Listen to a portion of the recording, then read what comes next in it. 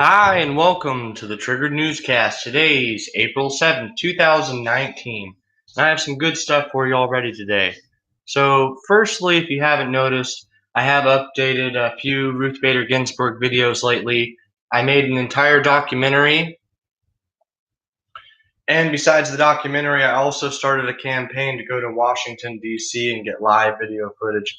Now, hopefully, you guys will check out that campaign. It's not as much intended for everyone to donate to me and to get me specifically there, but to bring that back up in the public debate and to get the Ruth Bader Ginsburg on live video footage, whether that's the mainstream, if we can get TMZ back out, whatever. But tonight, what I really wanted to get into first was creepy Joe Biden. So I don't know if you guys have noticed, but it started off as a meme I made. I made a shower curtain with the creepy Joe Biden grabbing, smelling face. And I threw that up on Facebook today. It got a little bit of attention. So I jokingly around made a mug version where you could upload your own custom image, get it spliced into the Biden creepy stance, and get it put on your own mug. So people were reacting so well to that on Facebook. I decided to actually turn it into a tangible item. It's kind of expensive because it's a one by one order. I'm going to have to custom make the photograph, put it onto the coffee mug, order one at a time for you. So it's not really cost effective. It's not just a stamp being put on everyone. Everyone would be truly unique. I would have to hand make it to your image. And before I actually print and order it out, when you guys do order it, I'll give you a proof and let you give any suggestions if you change your mind. So hopefully you guys check that out and think it's funny. But what's really cool here is I've also been revamping the website. So I don't know how many of you got to check out the website, www.triggerednewscast.com. But what I've done in the last couple of days is talk with several other YouTube content creators who run their own channels. And I think what we have going for you guys you're really going to like. So we're trying to create a collaborative community, not only between us creators, but between our subscribers, to give you guys a place to go, to share links, to do more than the YouTube chat really allows you to do. There's several avenues for doing that. Firstly, I created a forum on the website. You can, in the forum, not only go to the user forums, interact, drop us all tips, start your own topic sessions, but there's also primary forums for each of those other channel creators with the intent that them and their channels, their subscribers can get in and talk. So hopefully you guys will check that out. But the other secondary thing which we're doing is we're also congregating all of our videos from these channels into one page. So I'm going to drop it down into the live chat right now, and you guys can check it out right now after the feed. But now that that's out of the way, I'm going to go ahead and jump into creepy Joe Biden. So the other night, me and Profane News were having a great conversation, and I was asking the host. She was saying a few things about Biden, and it was obvious her perspective was that he's a real creepo. Now, me personally, I said, well, it could be that he is, and this is in the Fox News defense. I'm not trying to say I'm right. I was just asking a question. What if he just really is a nice guy? I mean, when my nieces and nephews are around, when there's family pictures being taken, I'm not necessarily thinking about every little thing I'm doing because I'm not a creepo. But I'm also not overly touchy like that. Uh, it is weird, regardless of if it's not intended to be sexual or creepy or not. I think a lot of people think it's creepy. A lot of people are coming out right now and saying it's creepy. But I had asked Profane News if they thought it was legitimately creepy, and they actually went into some pretty good reasons why they thought, yes, in fact, it was. And as the discussion furthered, uh, I said, I think the only logical step now that President Trump and Profane News made a funny clip about this, President Trump retweeted this video that Biden was using to claim, that his touching and feeling, his sniffing was normal behavior. And I think we all know it's not necessarily normal. It would have to be at least atypical, even if it wasn't sexual or perverted. It's definitely not the norm. Most of us don't do that.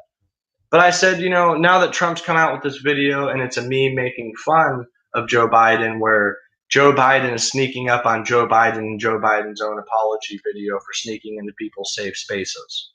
So it's kind of sad when the president of the United States, regardless of it being Trump, if they have to throw a video that makes fun of a past vice president who has to make excuses for touching people too closely.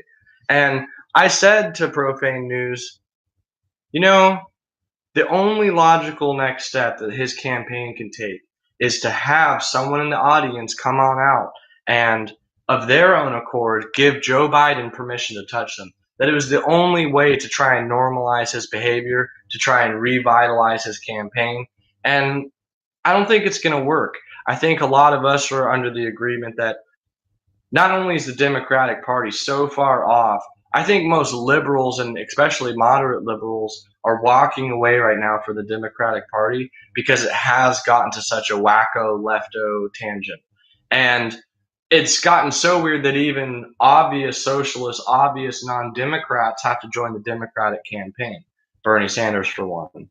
And on the Bernie Sanders front, this video is not necessarily intended to be about Bernie Sanders, but I think what we're going to see with him, again, I've made the prediction. I think he's going to drop out or he's going to pair up with Hillary Clinton.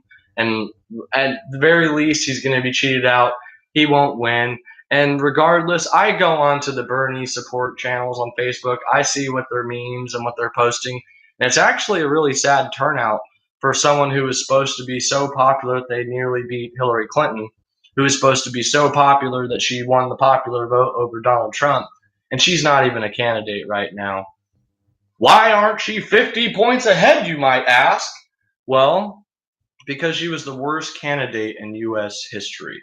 So I think, again, what we're seeing with Hillary Clinton, I've made the prediction several times, we're going to see her be under indictment because of this Mueller probe. I think that everything that they're trying to redact actually has to do with securing that investigation, and the Democrats' attempts to get all of it out isn't because they truly believe there's anything about Trump. I think they've known for 2 years there was nothing in about Trump. But I think it was a way to tie up investigators with certain material that relates to Hillary Clinton, the Clinton Foundation, Uranium One, the Mallard National Refuge Center. So, if you guys haven't, Profane News threw up a really good video that really breaks down that, the Sugar Pine Mine, many other incidents that I'm not even super familiar with. I don't cover a lot of those topics. They go into the deeper stuff, Pizzagate, the Rachel Chandler, a lot of things that I have nothing to do with and I've only kind of briefly covered. I do touch conspiracies. I do try and provide information for Ruth Bader Ginsburg, but I think you guys realize by now I'm mostly trying to do that in a journalistic research pursuit. I'm not necessarily buying into any of that conspiracy. I've maintained the entire time I don't believe she's dead or alive, and that's why I'm digging out the evidence. So I see we got Rogue Research in the room, Jake Ryan, Kafta Kitty, Irish Asgardian, Profane News. So if you guys didn't see that link I threw up there, that link takes you to the website, to the video section. Several of those other YouTube creators have their content there already. We have 6 or 7 more. So we have Let's Be Frank. We have Atomic News. We have the Pinoid News. We have several other that are coming back. So I just want to say thank you guys for stopping in tonight. Obviously, I have several other content pieces I want to get into. Maybe I'll give you a quick prelude of the next content piece I'm going to make. So if you stopped in for this live cast and you primarily wanted to hear about Biden or Ruth Bader Ginsburg, that's really all the information I have to provide unless you go to those documentaries. I'll leave it down in the description. For now, I'm just going to kind of segue and deal with you viewers who are in the channel right now talking. I'm going to try and actually respond to some of what you're saying in a second. But my next video content piece, I'm really going to be putting in a lot of effort, much like the Ruth Bader Ginsburg documentary. It might take me 2 days, but I might just drink a lot of coffee and finish it tonight. As you guys know, I'm a student. I'm a researcher. I take 28 units. I work a job. I have a wife. Really busy. But I have a lot of fun doing this. This is my hobby. I've only been doing it for 35 days, and I've already had a pretty good success. I'm up to 4,100 subscribers. Thank all of you for liking, sharing, commenting. And, I've been told by several subscribers in the last few days that they were either unsubscribed or unnotified. I don't know if that's just a YouTube algorithm thing. I don't know if it's trying to parse out fake accounts but every time you come into a video, maybe make sure that you are subscribed still, that your notifications are checked. Uh, Even if you don't feel like listening to the entire video, but you are one of the subscribers, consider liking it. It really does help the whole channel. It helps each video. And hopefully you guys are able to take the videos that don't pertain to your interests with a grain of salt and realize I'm kind of all over the place. This is a news channel, but it's also satire. It's also my opinion. I'm planning to get into Skype interviews right now. I have one that I'm kind of editing that's already been done, one with a liberal professor. I'm planning one with the California assemblyman, and I have a few others lined out. I really want to attack Dianne Feinstein's office. I want to go to the state capitol in California and start asking different questions. Really, I have journalistic pursuits and journalistic stuff in mind with this channel. I do plan to write blogs and articles, and you guys probably think I've really done a lot just in this month that I've been up here with the website, all the videos I've been making. But as soon as I'm out of school, it'll actually kick up a lot more because I'll actually have free time. All of this stuff is being crammed in between my busy life. So some of it has errors, some of it's not perfect. I think everyone's aiming for perfection or is too afraid to get onto YouTube. And in truth, some of the ways I found success, I'm going to start making some videos that maybe I just won't notify all the subscribers so they don't annoy you guys. I'll check it so it doesn't notify you. But I'm going to start making some how-to tutorial videos on how to create a channel in the first place. I did a lot of research as a researcher before I started my channel, really looked up how to use tags, how to create content that's going to be suggested in the browser, on the home page. So some of these things have really paid off. I've really tried to use strategies that aren't necessarily expanded upon by a lot of the really famous YouTubers that offer information on this. Some of that's just so overdone, even though it does work, that it doesn't work anymore. And I thought of several other ways to go around it to try my own new unique thing. And it's been working. Obviously, you guys have been here and engaged, and I really appreciate it. A lot of channels fight years to get any views, and I've found a way to kind of bust through the YouTube algorithm. And I want to encourage other people who want to create channels to do that. That's why on the website, again, for those of you who've just dropped in or dropped in late, I'll throw it down in the live chat again. That's why I set up the video page. That's why I'm interacting with other YouTube content creators and posting their videos. I really want to promote everyone's success, but I want to make that a really fun community for you, the subscribers. So the next big project for the website is actually Discord. I'm going to be adding in Discord for you, the listener, the viewer, because it's going to allow you an avenue to come in with me and other YouTube content creators to ask us questions live. Might not necessarily all be live casted, but it will be live on Discord. We'll set those up just like we do live interactions. We'll also set up either Google Hangouts or some Skype interviews. Let's Be Frank, Atomic News, the Wright Brothers, Pinoid News. We all already have an arrangement to start doing a collaborative talk. All 6 of those channels are planning to come to the website. If you look into the live chat right now, Profane News, Rogue Research, both of them are on the website already. Some of their content is highlighted on that link I dropped. So the next big content piece, which I think is really going to interest a lot of you and is probably going to absolve all tonight and maybe tomorrow of my life. I'm probably going to get a C on a test because of this. But I think it's really important, and I think you guys are really going to like it. So despite some of the other journalistic attempts I've made into the Anthem, Blue Cross, the incident that's been happening with the hacking, there's another interest that really has piqued my attention. And that is, it's been brought up by Andrew Yang, and that's where I first was thinking about it. But for a long time, besides being a YouTube content creator, I'm a YouTube viewer, and I look at a lot of different channels relating to science, relating to manufacturing, to jobs. I'm a college student, but I also study people, and some of the things we study in social sciences is trends. For some of my research, I've really delved into some of these things. And what's interesting, Elon Musk and others have really been proclaiming for quite a long time that artificial intelligence is coming and that singularity is closer than most people are worried about. And the truth is that in my studies in psychology, I have a minor in mathematical statistics, which is done through calculus-based statistics, all by hand. It's very disgusting. But in that minor, I've also done programming, so I can do S+, S++, S, R++, Java, HTML, CSS.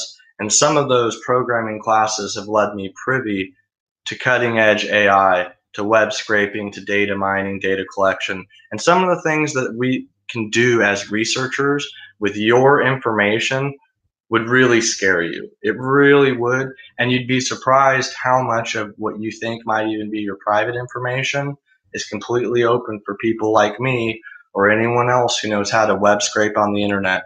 If you have it posted anywhere on the internet in this chat, there's a way I can get to it and incorporate it into my data if that was my intention.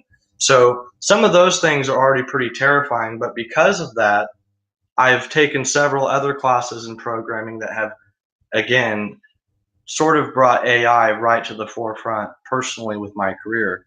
And as a statistician, as a psychological researcher, my days are numbered unless I wish to professionally teach or to do clinical psychology, because people are never really going to get behind talking to a computer. But it probably will come that way, and people will talk to AI apps. But what's really scary about the AI trend, about manufacturing here in the future, and Andrew Yang has brought this up, it's going to be a campaign issue, not only in 2020, 2024, every campaign after this, and it's probably only going to take 10 years. The reason that we're actually seeing manufacturing return to America has nothing to do with Donald Trump, albeit a great negotiator, him alone. The reason the companies are coming back is because we're transitioning, not unlike from the Bronze Age to the Iron Age, not unlike from the Iron Age to the Golden Age to the Industrial Age. We're about to peek into a whole nother age of manufacturing. It's going to radically, completely transform not just how products are made, how products are purchased, how they're received, what they're used for, the intricacy and complexity of them, because that's where AI ties in. We're not going to be using even human intellectual capital, because things like machine learning, assisted machine learning, and complete autonomous AI learning have really outshined human ingenuity already. The content piece I'm going to make is really going to highlight and prove it to you really quick how scary it actually is. But I've watched people in person take a program that hasn't run a single time and within 8 seconds train it to be more accurate than a human ever could. Not only that, one thing that we think AI is limited to, when you ask Siri, Siri can't answer every question. Cortana, Alexa, all of them. Sorry if I set off anyone's devices saying that. None of those can do what we truly want them to do. And that's to ask them a question, have them truly think about it, and give us an answer that isn't scripted. We don't have AI that can think, or do we? Well, the fact is we do. And it's actually really scary what it can do. I'm going to be throwing this into the content piece I make, but we have AI that you can literally give it parameters. You can tell it what you want it to design. Say a wing for a plane, say a chassis for that airplane, say a car, say a transmission body. And not only can the AI design it in ways that humans could never possibly imagine, it'll be more efficient, lighter weight, stronger, made out of different composite materials we wouldn't think of. And this isn't hyperbole, this isn't science fiction, it's already being utilized.